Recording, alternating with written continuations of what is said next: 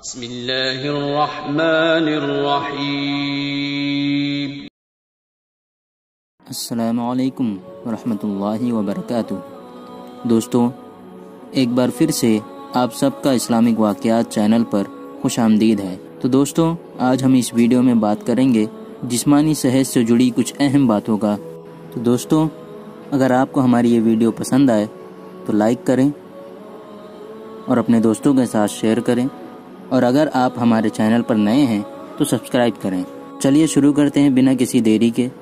صحیح بخاری میں حضرت عبادہ رضی اللہ عنہ سے روایت ہے، نبی کریم صلی اللہ علیہ وسلم نے فرمایا، میں عورتوں سے نکاح کرتا ہوں اور جو آدمی میرے طریقے سے انکار کرے وہ ہم میں سے نہیں ہے۔ سنن ابو داود و نسائی و حاکم میں معقل بن یسار رضی اللہ عنہ سے روایت ہے، نبی کریم صلی اللہ علیہ وسلم نے ارشاد فرمایا کہ ایسی عورتوں سے نکاح کرو جو اپنے شوہر سے محبت اور زیادہ بچے پیدا کرنے والی ہو، میں تمہاری کثرت یعنی زیادہ آبادی کی وجہ سے دوسری امتوں پر فخر کروں گا۔ اور صحیح بخاری و مسلم شریف میں حضرت عبداللہ بن مسعود رضی اللہ عنہ سے روایت ہے کہ نبی کریم صلی اللہ علیہ وسلم کا ارشاد ہے کہ اے جوانوں کے گروہ، تم میں جو نکاح کی طاقت رکھے اسے نکاح کرنا چاہیے، اس لیے کہ نکاح آنکھ کو ڈھانکنے والا اور شرمگاہ کو روکنے والا ہے، اور جو نکاح کی طاقت نہ رکھے اس کو روزہ رکھنا چاہیے، اس لیے کہ روزہ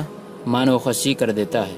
حدیث شریف میں دو علاج بتائے گئے ہیں، ایک تو نکاح کرنا، دوسرا روزہ رکھنا، اس لیے کہ نکاح کرنے سے انسانی جسم خون کے فساد اور پھوڑے پھنسیوں سے محفوظ رہے گا، لیکن ساتھ ہی مباشرت یعنی سیکس کی زیادتی سے پرہیز بھی ضروری ہے، کیونکہ اس سے انسانی جسم کمزور ہو جاتا ہے اور طرح طرح کی بیماریاں لگ جاتی ہیں۔ اور اگر غریبی کی وجہ سے شادی نہ کر سکتا ہو تو روزہ رکھنا چاہیے، کیونکہ روزہ رکھنے سے سیکس کی زیادتی نہیں ہوتی اور بلغمی روگوں سے نجات مل جاتی ہے۔ لیکن اس بات کا بالکل دھیان رہے کہ روزہ سنت طریقے کے مطابق ہو، کیونکہ کبھی کبھی روزے کی زیادتی سے بھی جسم کو نقصان پہنچتا ہے۔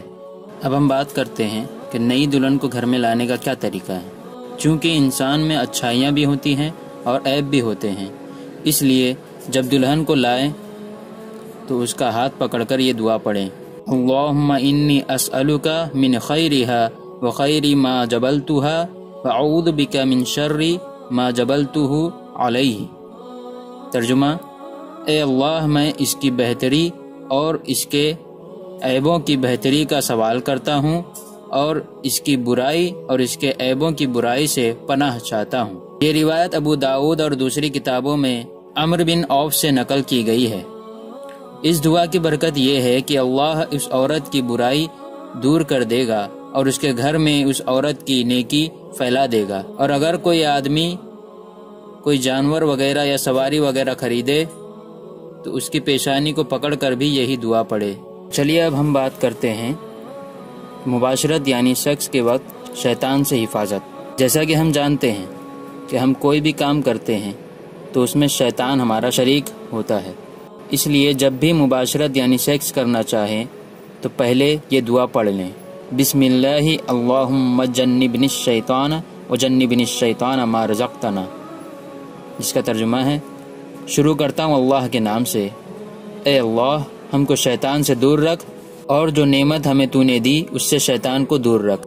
اب ہم بات کرتے ہیں کہ مباشرت کا صحیح وقت۔ فقی ابو اللیث نے اپنی کتاب بستان میں لکھا ہے کہ مباشرت یعنی سیکس کے لیے سب سے بہتر وقت رات کے آخری حصے کا ہے، کیونکہ پہلے حصے میں معدے میں کھانا بھرا ہوتا ہے اور اس وقت مباشرت کرنا صحت کے لیے نقصان دہ ہوتا ہے۔ مباشرت کرتے وقت اس بات کا دھیان رہے کہ منہ قبلے کی طرف نہ ہو۔ اب ہم بات کرتے ہیں مباشرت کے کچھ اصولوں کی۔ اکثر اوقات شریعت کا علم نہ ہونے کی وجہ سے ہم اس بات سے محروم رہتے ہیں۔ مرد اور عورت کو چاہیے کہ صحبت کے وقت ننگے نہ رہیں بلکہ چادر وغیرہ اوڑے رہیں۔ نبی کریم صلی اللہ علیہ وسلم نے فرمایا ہے کہ وحشی جانوروں کی طرح ننگے نہ رہو۔ فقی ابو اللیث نے اپنی کتاب بستان میں لکھا ہے کہ ننگے ہو کر مباشرت کرنے سے اولاد بے شرم پیدا ہوتی ہے۔ اب ہم بات کرتے ہیں مردانہ کمزوری سے جڑی ہوئی کچھ باتوں کی۔ حضرت علی رضی اللہ عنہ فرماتے ہیں کہ ایک آدمی نبی کریم صلی اللہ علیہ وسلم کے پاس آیا اور شکایت کی کہ میرے گھر میں اولاد پیدا نہیں ہوتی، تو نبی کریم صلی اللہ علیہ وسلم نے علاج بتایا کہ تم انڈے کھایا کرو۔ دوسری حدیث میں ہے، حضرت ابو ہریرہ رضی اللہ عنہ سے روایت ہے کہ نبی کریم صلی اللہ علیہ وسلم نے جبرائیل علیہ السلام سے اپنی مردانہ طاقت کی شکایت کی تو جبرائیل علیہ السلام نے کہا آپ ہریسہ کھایا کریں کیونکہ اس میں 40 مردوں کی طاقت ہے۔ حضرت انس رضی اللہ عنہ فرماتے ہیں کہ نبی کریم صلی اللہ علیہ وسلم کا ارشاد ہے کہ تم مہندی کا لیپ لگایا کرو کیونکہ مہندی مردانہ طاقت پیدا کرتی ہے، اور حذیل بن حکم کہتے ہیں کہ نبی کریم صلی اللہ علیہ وسلم کا ارشاد ہے کہ بدن سے بالوں کو جلد صاف کرنا مردانہ طاقت کو بڑھاتا ہے۔ اب ہم بات کرتے ہیں مباشرت یعنی سیکس کے وقت بات کرنا۔ فقی ابو اللیث نے بستان میں لکھا ہے کہ مباشرت یعنی سیکس کے وقت زیادہ باتیں نہ کی جائے کیونکہ اس سے اس بات کا خطرہ رہتا ہے کہ لڑکا کہیں گونگا نہ پیدا ہو جائے۔ بنا غسل مباشرت کا نقصان، اگر کسی آدمی کو احتلام یعنی نائٹ فال ہوا ہو اور وہ بنا غسل کیے اپنی پتنی سے مباشرت یعنی سیکس کرے تو اس سے اس بات کا خطرہ ہے کہ لڑکا کنجوس یا دیوانہ نہ ہو جائے، اس لیے ایسی باتوں سے بچنا چاہیے۔ اب ہم بات کرتے ہیں کھڑے ہو کر مباشرت کرنا۔ صاحب قنیہ نے لکھا ہے کہ کھڑے ہو کر مباشرت کرنا ٹھیک نہیں ہے، اس سے بدن کمزور اور پتلا ہو جاتا ہے، اور پیٹ بھرا ہونے پر مباشرت نہیں کرنا چاہیے، ایسا کرنے سے اولاد بیوقوف و کم عقل پیدا ہوتی ہے۔ اب ہم بات کرتے ہیں کہ مباشرت کے بعد پیشاب کرنا۔ صاحب شرعۃ الاسلام میں لکھا ہے کہ مباشرت کے بعد پیشاب ضرور کر لینا چاہیے، نہیں تو کسی لا علاج بیماری کا شکار ہو جانے کا ڈر ہے۔ اب ہم بات کرتے ہیں مباشرت کے بعد اپنے لنگ کو دھونا۔ فقی ابو اللیث نے لکھا ہے کہ صحبت کے بعد اپنے لنگ کو دھو لینا چاہیے، اس سے بدن صحت مند رہتا ہے، لیکن مباشرت کے ترنت بعد ٹھنڈے پانی سے نہ دھوئیں کیونکہ اس طرح بخار ہو جانے کا خطرہ رہتا ہے، بہتر ہے کہ کچھ دیر بعد غسل کر لیں۔ اب ہم بات کرتے ہیں کہ مباشرت کے وقت عورت کی شرمگاہ دیکھنا۔ صاحب شرعۃ الاسلام نے لکھا ہے کہ مباشرت یعنی سیکس کے وقت عورت کی شرمگاہ کو نہ دیکھے کیونکہ اس سے یہ خطرہ لگا رہتا ہے کہ کہیں اولاد اندھی نہ پیدا ہو۔